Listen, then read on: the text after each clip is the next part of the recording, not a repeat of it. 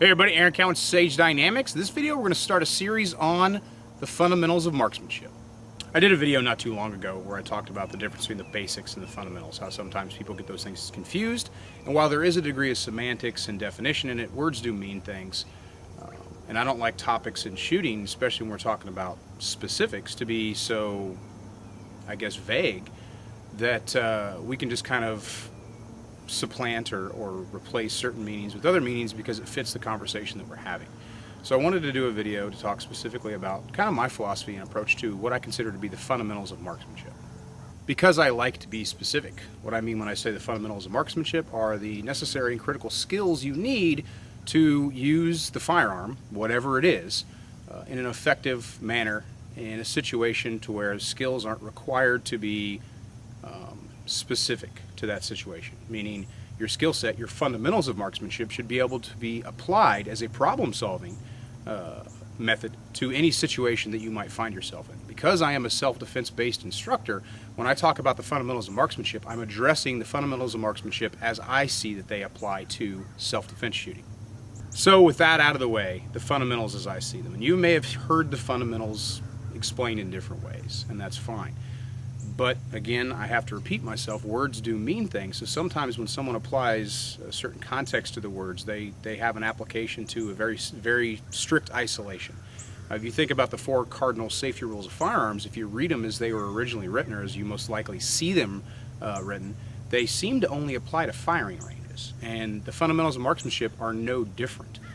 Depending on how they're worded or how they're presented in the list, whether there's 6 or 7 or 8 of them, they seem, some of them, many of the ones I've seen, especially the ones I first encountered, seem to only apply to isolated marksmanship type shooting, such as bullseye or something like that. They don't really have a self-defense connotation. Now, I'm not trying to take something and make it all tactical Timmy. What I'm saying is sometimes things need to be reworded in a way that they can apply to both practice shooting and self-defense shooting. So the fundamentals as I understand them, and we're going to go through them, is grip, stance, sight picture, sight alignment. I'm going to combine those two because they work well together. Breathing, trigger control, recoil, and then follow through. Now you're certainly going to have to bear with me on this because I'm going to address each fundamental separately because it's due its own attention. To combine them together into one video would either make the video very long, or I feel like I wouldn't give it enough due attention. As you guys know, I make videos as long as they have to be. However, I do understand that a video that would be an hour, hour and a half is going to be a little bit harder to digest in one sitting than if I was able to break it up. And for future reference, or if you want to, share a video in a group or something like that to kind of see, like, hey, this is the same way I see things, it's going to make it it's going to make it easier for you to address one topic at a time versus trying to share the whole video and be like, hey, go to 123.22. So we're going to start with grip. Some would argue that the fundamentals aren't really presented in an order, although if you listen to the way I explain them, they do seem to follow an order of what the steps you'd go through to actually fire the gun and manage the gun as you're shooting it. I consider grip, and we're talking handgun, rifle, whatever you happen to be using, I consider grip to be one of the most important fundamentals of marksmanship because it gives you your stable platform for shooting.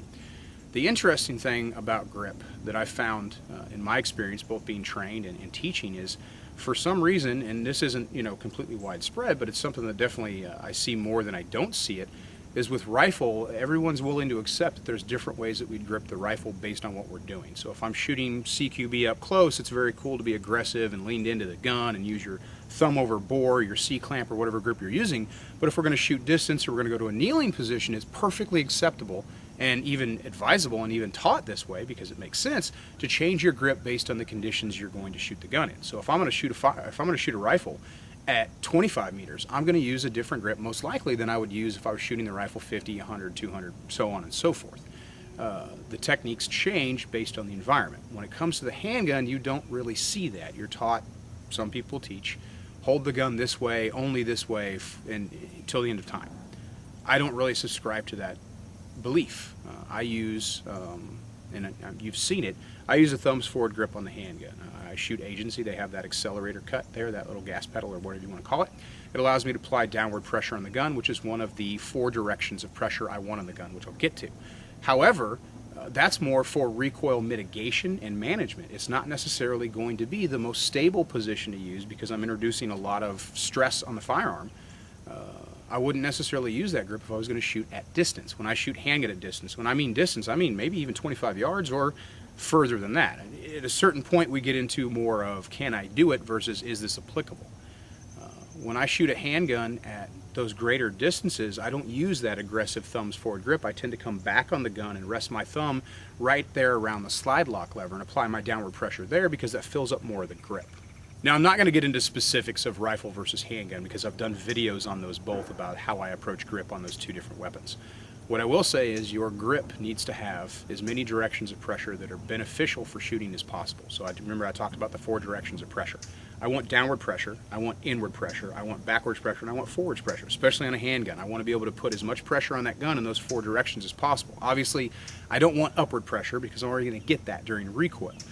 The rifle is really no different. The rifle is a little bit more complicated based on the conditions you're shooting it in because you do tend to put a little bit of a torque on that gun based on how you're holding it and your range of motion. I've got my shoulder weld and my cheek weld, and I've got my primary hand grip, my sport hand grip, and depending on what I'm doing with the rifle, I may be actually torquing against that pistol grip or torquing against the rail itself. I've seen students in rifle classes trying to perform not necessarily a distance shot, but a difficult shot, maybe extreme accuracy, and they've got to kind of thread the needle, so to speak. And I'll pay attention, and I'll see their support hand come off that rifle when they're done, and their skin's white because they sucked all the circulation out of it by applying so much pressure to that forward rail, which isn't necessarily a good thing depending on if you're using a laser or forward sight or something like that. So these are things to consider. If my main goal is managing the energy the gun's going to create because I'm going to be shooting at a higher rate of fire, my grip needs to address that. If my main goal is accuracy at distance and I'm not going to be able to shoot at that same speed, then stability is more important. And they're not necessarily the same thing when we approach grip. For handguns, your grip and your draw have to have a very symbiotic relationship. You have to be able to maximize that efficiency in your technique and your development. And then you have to consider, especially with the handgun, does my grip work as well one-handed? Not necessarily as fast, but can I shoot one-handed as well as I can shoot two-handed? The answer should be yes, especially if you have small children, elderly parents, someone that you might have to protect in a public setting or a self-defense setting in general. If I've got to control a 6-year-old or carry a baby or something like that, as a parent, my one-handed skills need to be on par with my two-handed skills. Maybe I can't shoot as fast, but I should definitely be able to shoot as well. With rifle, the one-handed techniques get into, I don't want to say necessarily fantasy land, but they are a little bit more complicated and a little further down the road. And the reason I say that for rifle and not for pistol is because the pistol, for most people, is going to be your primary means of self-defense. Inside the home, obviously rifles are a go. You see a lot of people talk about their shotguns and their ARs for home defense. They're not necessarily going to take that weapon system as their primary self-defense firearm outside of the home. I mean, you can have your truck gun and that's cool, but we carry handguns for unexpected attacks. If we knew the attack was coming, I mean, me personally, I'm probably just not going to go if I can help it. Now, a final word about grip is modularity. I already talked about with the rifle versus a pistol. Can you change your grip based on the situation you're shooting in? The answer is absolutely yes. The whole purpose of the grip is to manage the firearm, to create stability so you can shoot accurately, and it gives you that ability to control your sight picture once we get there. Does the technique apply to your physical positioning? And we'll get in it with the next video when we talk about stance a little bit more, but if the technique you've been taught is only applicable to certain types of shooting, then either you need an alternate grip method for different types of shooting, or you may have to go back to the drawing board or go back to practicing a little bit to see how applicable your grip technique is going to be for the most likely and the least likely shooting situations that you could potentially find yourself in, not only in self-defense, but just in practice or training or competition. I'm Aaron Cowan with Sage Dynamics. Train accordingly.